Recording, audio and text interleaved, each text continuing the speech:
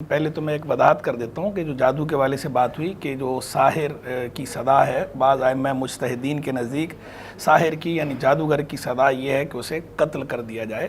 تو اس کے بارے میں یہ وضاحت کر دوں کہ یہ جو صدائیں اس طرح کی بیان ہوئی ہیں، یہ صدا قوت نافذہ رکھنے والوں کا کام ہے، یعنی یہ حکومت کا کام ہے، ریاست کا کام ہے، کسی کو قانون ہاتھ میں لینے کی اجازت نہیں ہے۔ یہ اس لیے بیان کیا جاتا ہے، ہم بیان اس لیے کرتے ہیں تاکہ اگلے کو اس کی شناعت اور قباحت کا احساس ہو، پتہ چلے کہ یہ اتنا شنیع جرم ہے، اتنا قبیح جرم ہے کہ اس کی سزا تو یہ بیان ہوئی ہے، دنیاوی سزا جو اس کی، لیکن کہیں کوئی اس سے یہ تاثر نہ لے کہ یہ سزا جو ہے وہ خود سے کوئی دے سکتا ہے کسی کو، خود سے جو ہے وہ قانون ہاتھ میں لینے کی اجازت کسی کو بھی نہیں ہے۔ جو بھی سزائیں اس طرح کی ائمہ مجتہدین نے بیان فرمائی ہیں یا کتاب و سنت میں جن سزاؤں کا ذکر آیا ہے، حدود کا یا تعزیرات کا، تو وہ جو سزائیں ہیں جو متعین ہیں، وہ سزائیں جو ہے وہ حاکم کا کام ہے، جس کے پاس قوت نافذہ ہو وہ اس کا کام ہے، حکمران کا کام ہے۔ اور آج کل جو جیسے ریاست ہے تو جو ریاست اور ریاستی ادارے ہیں یہ ان کا کام ہے، عوام کو قانون ہاتھ میں لینے کی بہرحال اجازت نہیں ہے۔ یہ تو گئی اصولی بات۔ اب آ جائیے اس بات کی طرف کہ عملیات کی شرعی حیثیت کیا ہے۔ دیکھیں عملیات ویسے بنیادی طور پر تو جو اوراد و وظائف ہیں، اوراد و وظائف کے جو مخصوص طریقے ہیں ان کو عملیات کہا جاتا ہے۔ اب ان عملیات کے اندر صرف اوراد و وظائف نہیں ہوتے، بعض اوقات اوراد و وظائف بھی ہوتے ہیں، بعض اوقات کچھ ٹوٹکے ہوتے ہیں۔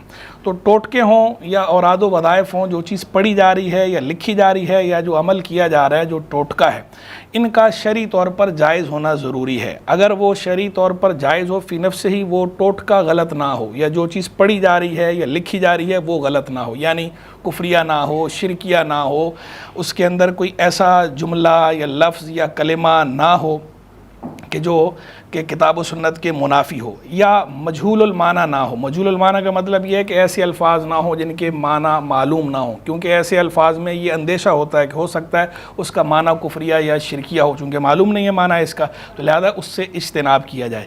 ایک تو یعنی جو اس کا کانٹینٹ ہے وہ کانٹینٹ صحیح ہونا چاہیے، چاہے جو چیز لکھی جا رہی ہے، وہ جو پڑھی جا رہی ہے، وہ اسی طرح جو ٹوٹکا کیا جا رہا ہے، وہ اس ٹوٹکے کے اندر جو طریقہ اختیار کیا جا رہا ہے وہ طریقہ بھی شرعاً جائز ہونا چاہیے۔ ایک بات، دوسری بات یہ ہے کہ اس کا مقصود بھی جائز ہونا چاہیے، جائز مقصد کے لیے کرنا چاہیے۔ ٹوٹکا ہو تو اس کا مقصد بھی جائز ہونا چاہیے، جو چیز پڑھی جا رہی ہے اس کا مقصد بھی جائز ہونا چاہیے، جو چیز لکھی جا رہی ہے اس کا مقصد بھی جائز ہونا چاہیے۔ اگر ناجائز مقصد کے لیے یا گناہ کے کام کے لیے، غیر شرعی کام کے لیے کوئی ٹوٹکا اختیار کیا جا رہا ہو یا کوئی اور عمل کیا جا رہا ہو، چاہے وہ وظیفے کی صورت میں کیوں نہ ہو، اس کی اجازت ہرگز نہیں ہے۔ یہ ہو گئی اصولی بات۔ اب یہ جو عام طور پر ہمارے ہاں عملیات ہوتے ہیں، تو دیکھیں عملیات بھی باقاعدہ ایک فیلڈ ہے، جس طرح دیگر فیلڈز ہیں، جیسے ڈاکٹر کی ایک فیلڈ ہے، ایسی عملیات کی بھی باقاعدہ ایک فیلڈ ہے۔ اس کے فیلڈ ہونے کا انکار ہم نہیں کرتے، لیکن جس طرح ہر فیلڈ کے اندر اچھے لوگ بھی ہیں، برے لوگ بھی ہیں، تو اس فیلڈ کے اندر بھی برے لوگ بھی بہت سے ہیں، بلکہ بہت زیادہ ہیں۔ یہاں پر اچھے لوگ آٹے میں نمک کے برابر ہیں عاملین میں، عملیات میں۔ تو اگر بالفرض عملیات میں کسی کو کوئی مجبوری پیش آ جائے، کوئی ایسی ضرورت ہو اور رجوع کرنا ہی پڑ جائے، تو بھی سب سے پہلے یہ دیکھیں کہ جس بندے سے آپ رجوع کر رہے ہیں روحانی علاج کے لیے، وہ بندہ ذی علم ہونا چاہیے، بندہ متقی پرہیزگار ہونا چاہیے، اور وہ بندہ صحیح العقیدہ ہونا چاہیے۔ اگر وہ صحیح العقیدہ نہیں ہے تو اس سے رابطہ نہ کریں۔ اگر وہ ذی علم نہیں ہے تو بھی اس سے رابطہ کرنے میں نقصان کا اندیشہ ہے، اور اگر متقی پرہیزگار نہیں ہے تو بھی رابطہ کرنے میں نقصان کا اندیشہ ہے۔ اکثریت ایسے لوگوں کی ہے کہ جنہوں نے اس کو دکانداری بنا لیا ہے، اور وہ اپنا اس سے فائدہ اٹھانے کے لیے جائز ناجائز، حلال حرام کا فرق روا نہیں رکھتے۔ تو جو بندہ خود حلال حرام کا فرق روا نہیں رکھ رہا، تو وہ آپ کے معاملے میں بھی حلال حرام کا فرق روا نہیں رکھے گا۔ اور بہت سے لوگ، یہ تو ہمارا مشاہدہ ہے، ہمارا تجربہ ہے، ہم تو خود فیلڈ سے ریلیٹڈ ہیں، گراؤنڈ پہ کام کرتے ہیں، تو بہت سے لوگ ایسے ہیں کہ ان کے پاس جب لوگ اس طرح عملیات کے لیے رابطہ کرتے ہیں، روحانی علاج کے لیے رابطہ کرتے ہیں، تو وہ عامل حضرات جادو سے بھی کام لے رہے ہوتے ہیں۔ یعنی ایک تو وہ لوگ ہیں نا کہ جو کھلے جادوگر ہیں، ان کی تو بات ہو گئی الگ۔ ایک وہ لوگ ہیں وہ کھلے جادوگر نہیں ہیں، وہ ہیں تو عامل عملیات کرتے ہیں، جائز عمل بھی کرتے ہیں، نیک عمل بھی کرتے ہیں، اولوی عمل بھی کرتے ہیں، لیکن وہ جادو کا کام بھی کر رہے ہوتے ہیں، سفلی کام بھی کر رہے ہوتے ہیں. تو بعض اوقات اگلوں کے کہنے پر وہ سفلی عمل کر دیتے ہیں، اگلے کو پتہ ہی نہیں ہوتا. اگلا تو صرف اس لیے گیا تھا کہ اپنا علاج کرائے، یا اپنا کو گھر کا مسئلہ شیئر کرنے گیا تھا، اپنے کسی رشتہ دار کا مسئلہ شیئر کرنے گیا تھا، اور اس کا مقصود یہ نہیں تھا کہ سفلی ہو اس پر. لیکن اگلے بندے نے جو عامل بن کے بیٹھا ہوا ہے، اس نے اس میں جو ہے وہ سفلی عمل کرنا شروع کر دیا. تو یہ ٹھیک نہیں ہے. اس طرح بندے بعض کا نقصان اٹھاتے ہیں. اور آپ دیکھیں اکثر جو لوگ عاملین کے پاس جا رہے ہوتے ہیں وہ پریشانی ہوتے ہیں، اور جب جیسے ہی وہ عامل کو چھوڑتے ہیں تو وہ اور پریشان ہو جاتے ہیں، اس لیے کہ وہ عامل الٹا ان پہ اوپر عمل کر دیتا ہے تاکہ یہ پریشرائز ہو کر میرے پاس آتا رہے اور میرا جو روزی روٹی کا سلسلہ ہے وہ بندہ رہے، یہ مجھے چھوڑے نہیں. تو یہ اسی طرح کے جو لوگ ہیں یہ بہت زیادہ ہیں. گندم نما جو فروشوں کی تعداد بہت زیادہ ہے مارکیٹ میں، تو لہذا اوائڈ کرنا چاہیے ایسے لوگوں سے.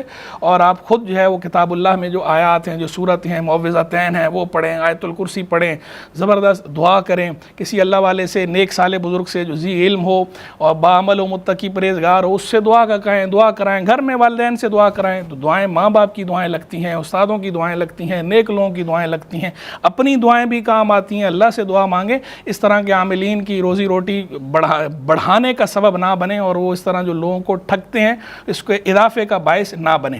پھر جو بات ہوئی یہ دوسری بات میاں بیوی میں تفریق والی، اس کے اندر بھی دیکھیں بعض اوقات معذرت کے ساتھ جو مائیں ہوتی ہیں ان کا بھی کردار ہوتا ہے.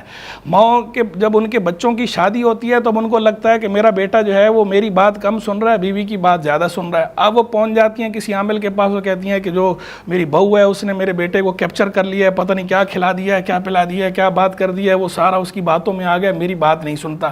اب اپنے ہاتھ سے ایسی بات کر رہی ہیں اور اپنے منہ سے ایسی بات کہہ رہی ہیں کہ اگلا بندہ اس پر عمل کر دیتا ہے. جادو کرے یا جادو نہ کرے، یہ مقصد تو میاں بیوی میں جو تفریق والا معاملہ ہے، دوری پیدا کرنے والا معاملہ ہے، یہ تو کوئی اگر جائز عمل کے ذریعے کرے تو بھی جائز نہیں ہے، ناجائز ہے، گناہ کا کام ہے. اس کی تو فقہاء نے باقاعدہ صراحت کی، اور قرآن مجید فرقان حمید میں بھی باقاعدہ اس کی رہنمائی ملتی ہے.